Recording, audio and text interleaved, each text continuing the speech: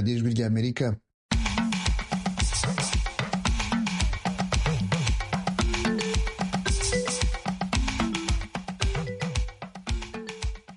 radiyo ijwi ry'Amerika ivugira Washington DC mu Kinyarwanda no mu Kirundi. Mu Rwanda mutwumva kuri FM 104 n'ibice bitatu i Kigali na FM 93 n'ibice bitatu i Karongi. Mu Burundi ni ku mirongo migufi kuri metero 25, 31 na metero 41. Ikisoro muri Uganda turi kuri FM 88 n'ibice 9 ya Voice of Muhabura. Turi kandi live kuri Waishatu @radio yacu voa.com, urubuga musanga ibiganiro byacu byose. Igitondo cyiza kuri mwe mwese muduteze amatwi, ikaze mu makuru yo muri aka kanya, muri kumwe na Jeffrey Mutagoma. Ingingo z'ingenzi abakuru b'ibihugu b'imiryango ya Afurika y'Uburasirazuba n'iy'Amajyepfo barasaba ihagarikwa ry'imirwano mu Burasirazuba bwa Kongo.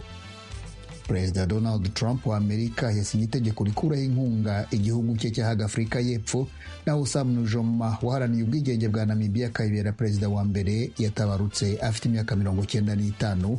Amakuru arambuye ni mu kanya gato.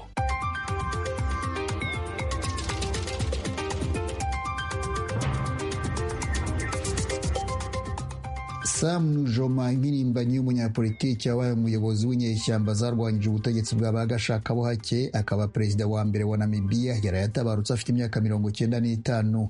Urupfu rwe rwatangajwe n'ibiro bya perezidansi ya Namibia kuri iki cyumweru. Nujoma yabaye umukuru w'igihugu cya Namibia kidatuwe cyane mu kwezi kwa gatatu umwaka w'1990, naho mu 2005 inteko ishinga amategeko ishyiraho itegeko ryemeza ko ahabwa icyubahiro cyo kwitwa umubyeyi washinze igihugu cya Namibia. Yavutse mu mwaka w'1929 igihe igihugu cye cyategekwaga n'abagashakabuhake bo muri Afurika y'Epfo kuva nyuma y'intambara y'isi ya mbere, hashize imyaka mike ubutegetsi bw'abakoloni b'Abadage bukoze jenoside y'ubwoko bw'Abaherero n'Abanama bo muri icyo gihugu. Mu buto bwe yaragiye inka za se, nyuma aza kuhava ajya kwiga mu ishuri rya misiyoni y'abazungu bo muri Finland, aho yavuye ajya gukora ku kigo cya gari ya moshi muri Afurika y'Epfo. Aho niho yavuye atangiza urugamba rwo kurwanya abagashakabuhake, ayoboye ishyaka rya SWAPO n'umutwe waryo w'inyeshyamba Plan yashyizeho mu mwaka w'1966. Mu mwaka w'1978 umuryango w'abibumbye wategetse ko intambara ihagarara muri icyo gihugu, hakaba amatora. Ishyaka SWAPO rya Sam Nujoma niryo ryatsinze amatora yabaye nyuma y'imyaka 10 mu mwaka w'1989. Yayoboye manda 3 nka perezida kuva mu mwaka w'1990 kugeza mu 2005. Mu gihugu cyari cyarashegeshwe n'ubutegetsi bw'abagashakabuhake b'Abadage, yagerageje gushyiraho gahunda y'ubwiyunge n'inzego zishyize imbere demokarasi. Mu byo yanenzwe harimo kutihanganira itangazamakuru ryigenga no kuvugurura itegeko nshinga kugira ngo yitoreze manda ya gatatu. Yari inshuti y'akadasohoka ya nyakwigendera Robert Mugabe wa Zimbabwe, ashyigikiye iyirukanwa ry'abazungu muri icyo gihugu, nubwo atarishyize mu bikorwa muri Namibia yari abereye umuyobozi. Abayobozi batandukanye ku mugabane wa Afurika bunamiye iyi mpirimbanyi iharaniye kubohoza Namibia, bayivugaho amagambo ashimagiza umurage isigiye icyo gihugu. Washington, ijwi ry'Amerika. Perezidansi ya Leta Zunze Ubumwe za Amerika yatangaje ko Perezida Donald Trump yasinye itegeko ryo gukuraho imfashanyo Amerika yahaga igihugu cya Afurika y'Epfo. Ni nyuma yo kunenga amategeko y'icyo gihugu arebana n'ubutaka n'ikirego cya jenoside Afurika y'Epfo yatanze mu rukiko mpuzamahanga rw'ubutabera irega Israel, igihugu gicuditse na Amerika. Mu mwaka w'2023 Amerika yahaye Afurika y'Epfo imfashanyo ya miliyari z'amadolari y'Amerika 440, nk'uko bigaragara mu mibare ishyirwa ahabona n'ubutegetsi bwa Amerika. Minisitiri w'ububanyi n'amahanga wa Afurika y'Epfo yavuze ko iki cyemezo cya Perezida Trump kidashingiye ku makuru ahamye kandi kirengagiza amateka akomeye ababaje y'ubukoloni n'ivangura rya apartheid Afurika y'Epfo yanyuzemo. Ahatabitangarije ibimenyetso, Perezida Trump yavuze ko ubutegetsi bwo muri Afurika y'Epfo bwambura ubutaka abantu bamwe bukabafata nabi cyane. Ni nyuma y'uko umuherwe Elon Musk, kavukire wa Afurika y'Epfo akaba n'inshuti ya hafi ya Perezida Donald Trump, avuze ko abazungu bo muri Afurika y'Epfo bibasiwe n'amategeko ashingiye ku ibara ry'uruhu muri icyo gihugu. Perezidansi yavuze ko izashyiraho gahunda yo kwakira nk'impunzi abahinzi b'abazungu bo muri Afurika y'Epfo n'imiryango yabo. Yavuze ko Leta ya Amerika igiye gushyira imbere umugambi wo kwakira abazungu bo muri icyo gihugu no gutanga imfashanyo y'ibanze ku bahagera. Perezida Cyril Ramaphosa wasinye itegeko rigenga ubutaka muri Afurika y'Epfo yavuze ko rigamije gukuraho ubusumbane no korohereza leta kubona aho gukorera ibireba inyungu rusange za rubanda. Yongeyeho ko Afurika y'Epfo itaterwa ubwoba.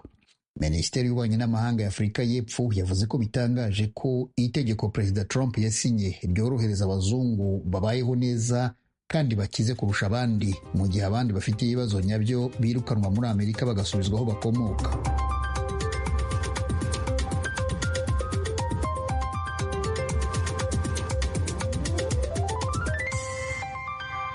Mukomeje kumva radiyo ijwi ry'Amerika ivugira Washington DC mu Kinyarwanda no mu Kirundi. Mujye no kuri wa3 radio yacu voa.com mukurikire aya makuru kuri Facebook, Instagram, YouTube na X. Muradusanga kuri VOA radio yacu.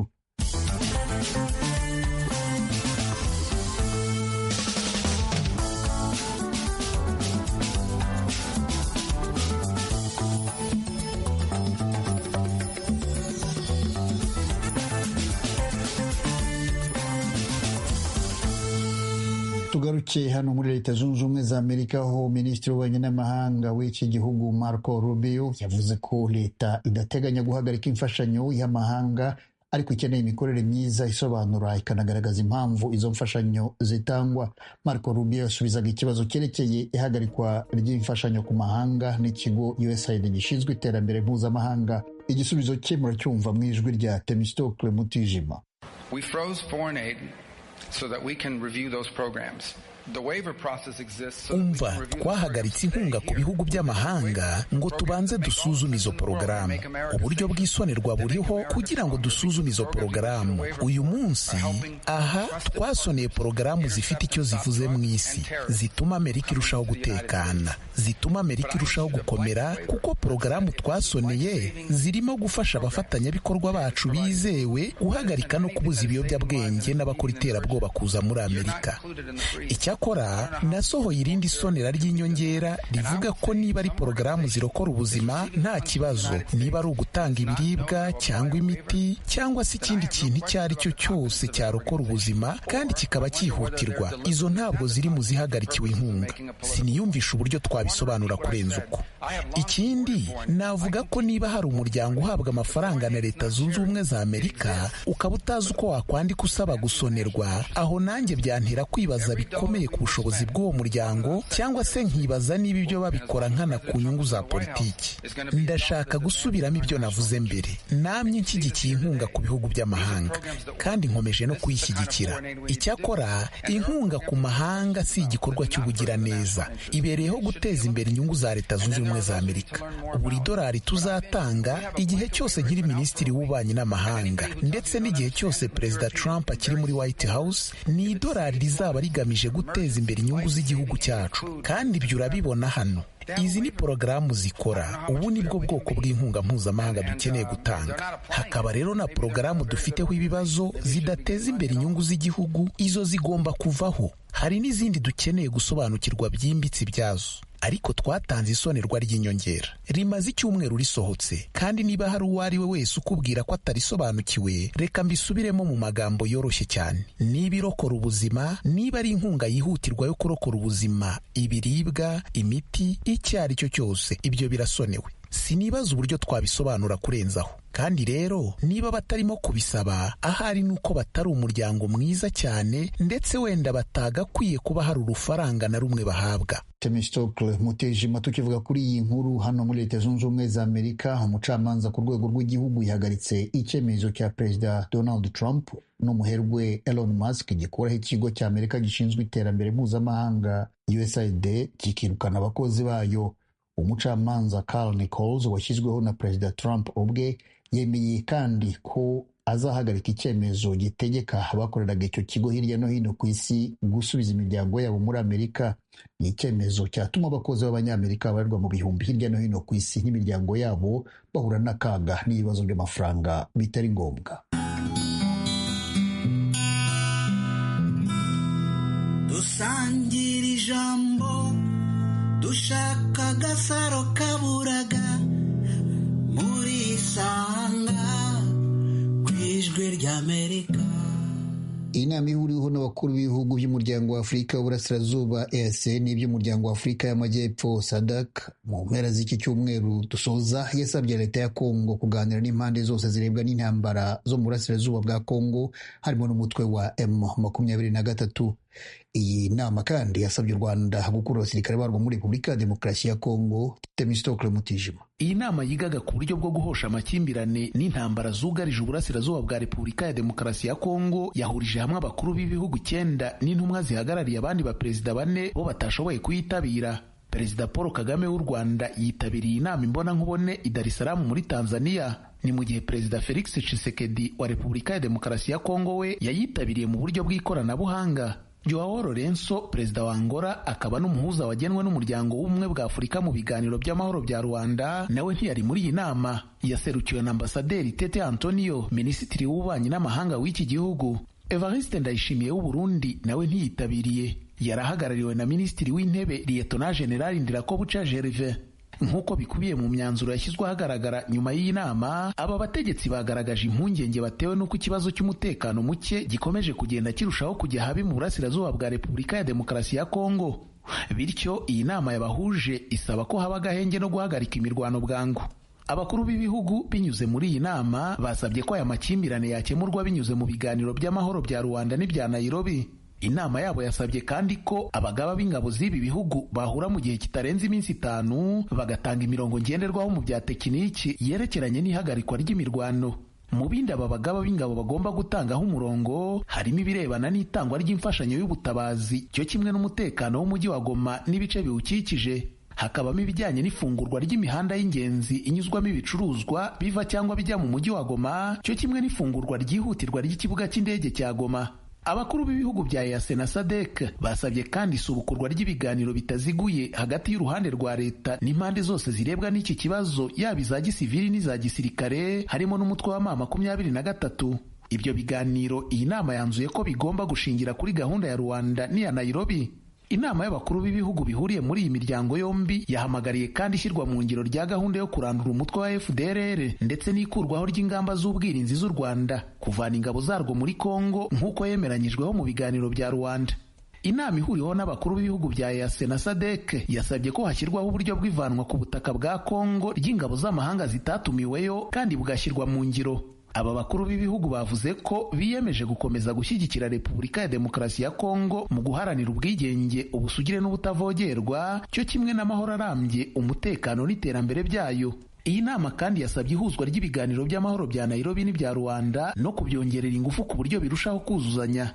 Iyi nama y'abakuru b'ibihugu bya EAC na SADC ibaye mu gihe intambara ishyamiranyije inyeshyamba za M23 n'igisirikare cya leta ya Kongo ikomeza gufata intera. M23 nyuma yo kwigarurira Goma, umurwa mukuru w'intara ya Kivu ya ruguru, ubirototera Bukavu, umurwa mukuru wa Kivu y'epfo. Kugeza ubu ntibiramenyekana niba ibyasabwe n'aba bakuru b'ibihugu biza kubahirizwa, imirwano irimo gusatira Bukavu igahagarara. Intambara ya M23 kandi yateje amakimbirane no guterana amagambo hagati y'abategetsi bo muri iyi miryango yombi. Byose bishingiye ku birego bishinja u Rwanda gushyigikiriza inyeshyamba, ruziha intwaro n'ibindi bikoresho cyo kimwe no kohereza abasirikare barwo kujya kurwana ku ruhande rwazo. Ibyo ariko ubutegetsi bw'u Rwanda burabihakana, nubwo raporo z'imiryango mpuzamahanga zidasiba kurutunga agatoki kugira ukuboko gukomeye muri izi ntambara zo mu burasirazuba bw'igihugu gituranyi cya Kongo. Noneho tujye mu Burundi, aho urugaga FNSS ruhuza amasendika y'amashyirahamwe mu rwego rw'ubuzima rwamagana icyo rwita iterabwoba, rwemeza ko rikorerwa abaganga bo mu Burundi basaba kongerwa umushahara. Abakorera ibitaro byigenga bahembwa amadolari y'Amerika $170 mu gihe benshi mu bakorera leta batarenza 65 ku kwezi. Muganga Aimable Ndabereye uyobora sendika y'abaganga mu Burundi n'abandi baganga 5 bafashwe n'inzego z'iperereza bazira kuba baravuye mu kazi. Pelansa Kiza uyoboye urugaga FNSS yaganiriye na mugenzi wacu Diane Ninenahazwe kuri icyo kibazo. ego nivyo hariho abaganga bafunzwe bari mu bitaro bitandukanye, mbere hakaba harimwo nibo batwara akarere k'ubuvuzi mu ntara ya Mwaro. Bane muri abo batanu n'abaganga basanzwe bakorera mu bitaro. Tumva yuko abo baganga atamvo zarimwo kugira ngo bafungwe, kuko ikibazo bariko barashikiriza ni ikibazo gisanzwe gihari bijanywe n'umushahara. Bafatiwe mu mwanya umwe, bafatirwa hamwe, umwe wese bamusanga hariko aravura, vyagenze gute? Oya, urumva ko bari kure na kure.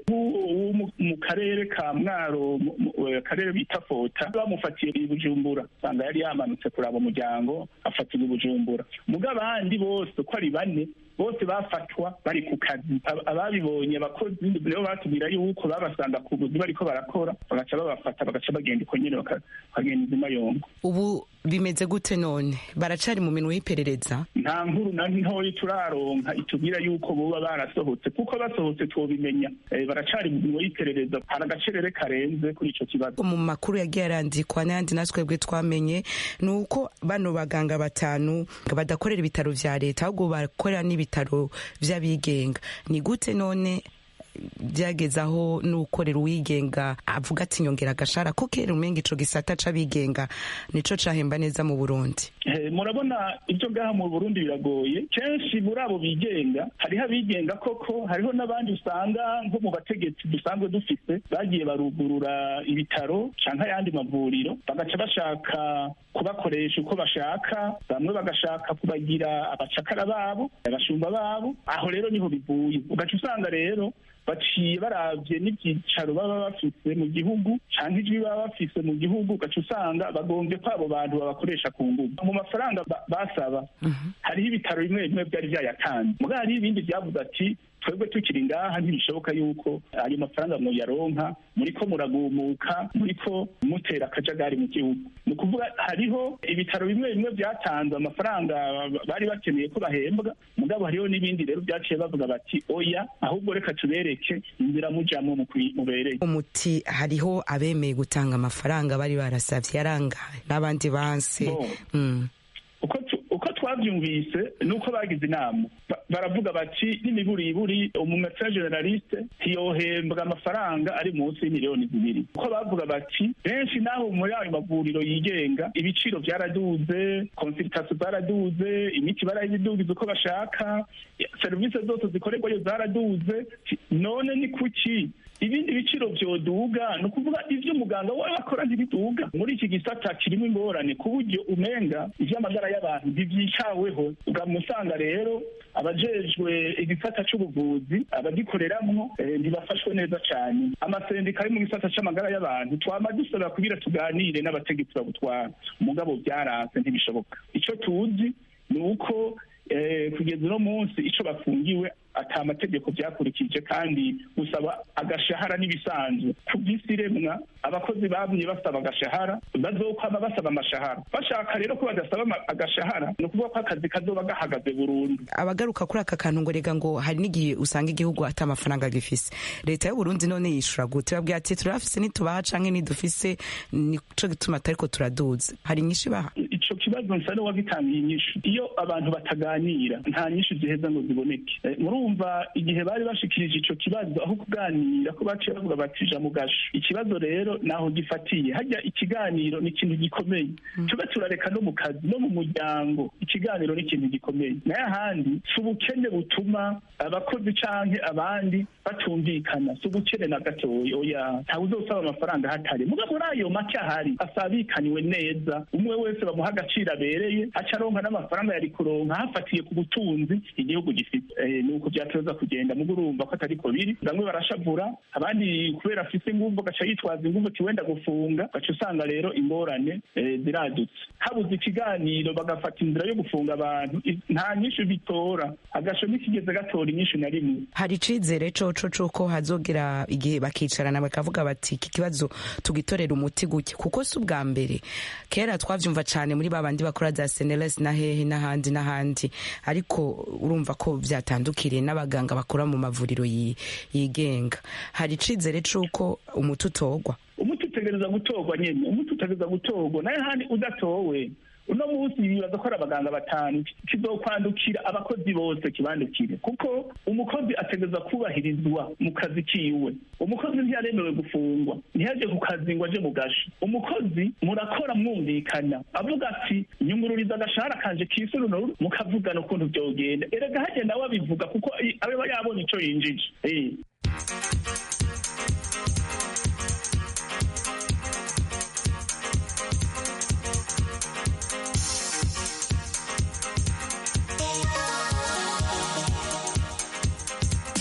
Amakuru ku ijwi ry'Amerika tuyakomereze n'ubundi mu Burundi, ariko noneho mu makuru y'imikino, aho ikipe y'igihugu ya basketball mu bakobwa yatsinzwe imikino yose y'amajonjora y'igikombe cy'Afrika. Desire Hatungimana. Muri izo nkino Burundi bwitabiriye mu gihugu ca Misiri inyuma y'imyaka 12 butagaragara mu nkino mpuzamakungu, inkino zine bwakinye n'ibihugu vya Misiri, Uganda, Kenya na Sudani yo mu manuko, abigeme Barundi batsinzwe zose. Byaragaragaye ko urwego rwa basketball mu gisata c'abigeme mu Burundi rukiri hasi. Ukubura amahiganwa no kudashigikirwa nka basaza babo biri mu vyo Josué Ndimugakiza yamenyereje umugwi w'abigeme wa Young Sisters abona ko abo bigeme bazira. Nyaza ko abakobwa b'abarundikazi barabuze amakompetisiyo menshi, hama harabuzwe no gufatwa mu mugongo. Plus utakina amakompetisiyo menshi, plus udafise ugufashe mu mugongo mu vy'uburyo, ntimurokita abakinyi ngo bagire amamatch ni make mu Burundi mu makompetisiyo, naho bariko baragerageza bakarondera amatunwa menshi. Nibaza ko ico kintu cyo kudakina cyane hama n'amakondisiyo physique biatuma bidukorako cyane makompetisiyo international. After peace champion bitakomeye cyane mu Burundi, plus uhuye n'imigwi yiteguye cyane iyo y'abanyamahanga, byaba bigenda nko kubiko biragenda nyene. Urabona ko natwe iyo tugiye muri zone 5 ico kibazo twoma kidushikako. Crystal Gatabazi nawe nyene asanzwe ari umumenyereza muri basketball, we wabona ko umwimbu mubi mu mahiganwa mpuzamakungu mu gisata c'abakobwa biva kuco yise ikumigwa rikorerwa bigeme mu nkino. Ikibazo kinini je ndagishira kuko ngene bagiye barakumirirwa mu makompetisiyo amwamwe, asanga abakobwa mu matuntu amwamwe, aya matuntu akomeye atanga n'uburyo, aho ama ekipe menshi yikura ku buryo ugasanga barabakumiriye, ugasanga abakobwa bakina nk'igice kimwe kuri 5 c'amamaci abakungu bakina. Ico carasubije inyuma cyane urwego rw'abakobwa.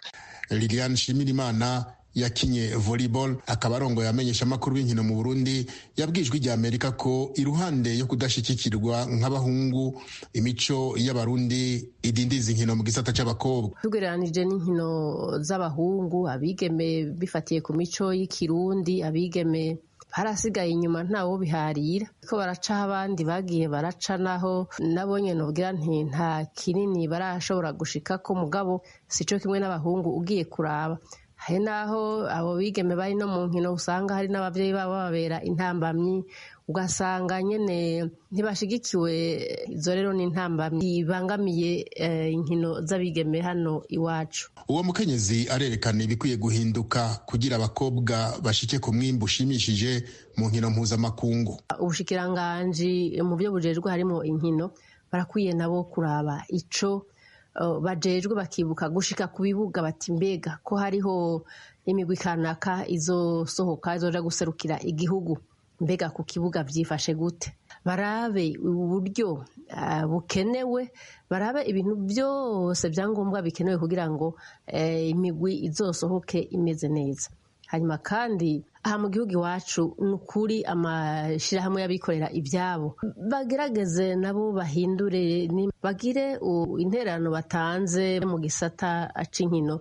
Yabashimirimana canke Gatabazi bose bahanura amashirahamwe y'inkino n'ubushikiranganji bw'inkino ko imbere yo kwiyumvira guhiganwa mu bakuze batateguwe neza, okwiha umwanya bagategura neza imigwi serukiragihugu y'abakiri bato, ikamenyera amahiganwa mpuzamakungu, ikaba ariyo izovamwo umugwi serukiragihugu w'abakuze uja mu mahiganwa ugiye guhatana, utajanywe no kwitabira gusa.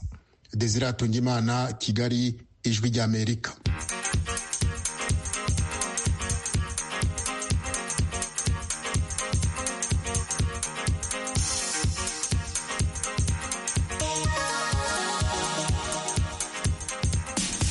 dukomereza amakuru y'imikino mu Rwanda. Mu mateka y'umukino wa volleyball uyu munsi mugenzi wacu Jean Claude Munyandinda aratubwira amateka y'uyu mukino mu ishuri ryisumbuye ry'urwunge rw'amashuri rw'i Butare ryatangiye mwaka w'1929 rishinzwe na leta y'Ububiligi ku ngoma ya gikolonisi.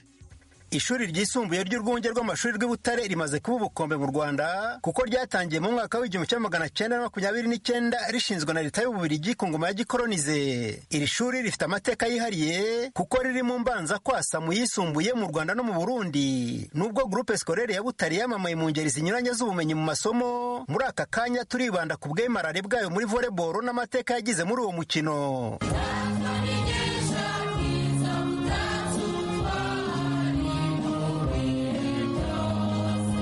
Mu gusubiza amaso inyuma ngo turebere hamwe ahahise ha volleyball mu ishuri ry'indatwa n'inkesha, turi kumwe n'umwe mu bahoze ari abakinnyi bakomeye banyuze mu ikipe ya groupe scolaire y'I Butare. Alphonse Bayingana aradusobanurira uko yaje mu kiragano cy'inzibacyuho muri volleyball y'iri shuri ryacungwaga n'abafurere b'urukundo Frères de la Charité. Urakoze Claude. Nk'uko bivuze nitwa Bayingana Alphonse, nakiniye groupe scolaire ngerayo hari muri 1988 umwaka w'amashuri 1989 mpagera hari abakinnyi bakomeye bari barangije kwigayo, hagati bari baravuyemo ba Robert Bayigamba, buryo yari ikipe isa nkaho itangiye kwiyubaka, ariko hari abari bakomeye nasanzemo Rukamba Jean Marie Vianney witabye Imana, Ngoga Dominique Sebarinda nawe witabye Imana. Abo no bakinnyi bari babiri bakomeye nasanzemo, hanyuma abandi bari abavuye mu ikipe ya kabiri bajya mu ya mbere, nanjye wari uvuye mu ikipe y'i Kigali icyo gihe yitwaga Minagri cyangwa se mvuye kuri College Paco njya muri groupe scolaire ndi mushyashya muri Ligue Amey yari umubirigi, we ari n'umutoza kandi ari umukinnyi. Abo twita kuri R ku mpande bari dufite Ngoga Dominique Sebarinda yakwigendera, tukagira Rwanda Jean Pierre uba araharira i Kigali hano, hagati yari ngewe hamwe n'uwitwa Janvier Musabyimana uba hanze, umupaseri icyo gihe yari Rukamba Jean Marie Vianney witabye Imana, hanyuma wa mukinnyi ukina asimbura umupaseri ariko akaba anashobora no kwataka yari Minani Theophile witabye Imana umwaka ushize. Uyu mukinnyi wakanyujijeho akaza no kwamamara mu ikipe ya Kigali Volleyball Club KVC ndetse no mu ikipe y'igihugu ya volleyball, aratubwira kandi uko we na bagenzi be bo mu kiragano gishya bafashije groupe scolaire kurushaho gutera imbere mu bwema kugeza ubwo iri shuri rihinduka umukandida uhoraho mu gusarura ibikombe bya volleyball. Abo nakubwiye uretse Minani Theophile abandi bose bahavuye mu myaka 2-3 yakurikiyeho, noneho guhera 1992-94 niho twakinnye na Eric Kayiranga wari umupaseri witabye Imana muri jenoside, harimo Rurisa Alexis ariwe murumuna wanjye barahari, harimo undi murumuna wanjye nawe witwaga Butare Alfred witaga Toto nawe yakinnye mu mwaka umwe niwe ntibeshya nawe witabye Imana, Emmanuel Bagaragaza ubu aba hanze, harimo Kumuyange Eric ubarahari, abandi harimo Nyakwigendera Gabiro Eugene, harimo Kamonyo Jean Pierre nawe yitabye Imana ntawari, nabo baraje badufasha gutwara ibikombe nk'uko abantu bakuru babo babigenzaga. Alphonse Bayingana ashimangira ko urukundo rwa volleyball n'umusaruro mu kibuga byari byarashinze imizi biturutse ku muhate n'imbaraga abayobozi b'iri shuri bashyiraga muri uyu mukino. Abafurere de la Charité badufashaga, bayoboraga ikigo, bahaduhaga ibikoresho byose bishoboka. Ni ukuvuga ngo nk'umukinnyi wo muri volleyball iyo yageraga mu kigo amashuri atangiraga kenshi ku wa mbere, twasangaga ku wa mbere bagendeye kuri liste bafite abanyeshuri barangije umwaka wari ushize bagarutse gukomezaho umwaka wakurikiyeho, buri wese abaga afite agakaziye ke nk'akabati karimo ibikoresho byose uzakenera muri uwo mwaka. Bagushyiragamo inkweto zawe, bagashyiramo amajeniyeri, bagashyiramo imyenda y'entrenoma. Ese umukinnyi wo muri volleyball cyane cyane nta mukinnyi n'umwe wo muri groupe scolaire mu cyiciro cya mbere nko muri volleyball cyane cyane wagiraga ikibazo cy'imyambaro ya siporo kuko yose yayihabwaga n'ikigo. Urukweto rwarasazaga bakaguha urundi, jenere zasaza bakaguha izindi, hagira ahantu uziburira bakaguha izindi.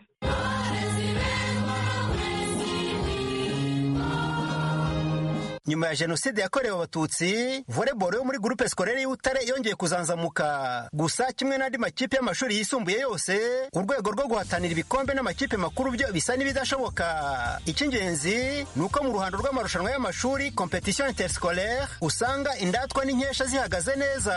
Bamwe mu bakinnyi bakomeye bazamukiye mu rwunge rw'amashuri rw'Ibutare mu myaka ya vuba twavuga Boni Mutabazi, Flavien Ndamukunda, Mahoro Ivan, Nelson Murangwa na Placide Sibomana. Jean Claude Munyandinda, Ijwi ry'Amerika i Kigali.